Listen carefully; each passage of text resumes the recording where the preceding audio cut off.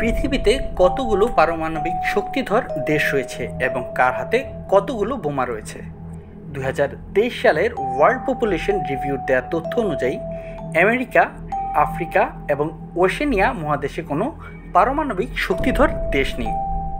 এশিয়ার উত্তর কোরিয়ার কাছে আছে আনুমানিক 40 থেকে 50টি, ইসরায়েলের কাছে 90টি, ভারতের কাছে 156টি, পাকিস্তানের কাছে 165টি এবং চীনের কাছে আছে 350টি ব্যবহারযোগ্য পারমাণবিক বোমা। ইউরোপের দেশগুলোর মধ্যে যুক্তরাজ্যের কাছে আছে 225, ফ্রান্সের কাছে 290 এবং রাশিয়ার কাছে আছে সবচেয়ে বেশি 6257টি বোমা। এর মধ্যে মোতায়েন করা হয়েছে 1458টি এবং ব্যবহারযোগ্য 3039টি।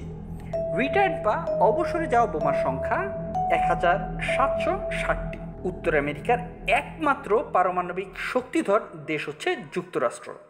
এদের হাতে বোমা সংখ্যা 5550টি। এর মধ্যে মোতায়েন করা হয়েছে 1389টি, ব্যবহারযোগ্য রয়েছে 2361টি এবং রিটায়ার্ড বা অবসরে যাওয়া বোমার সংখ্যা 1800।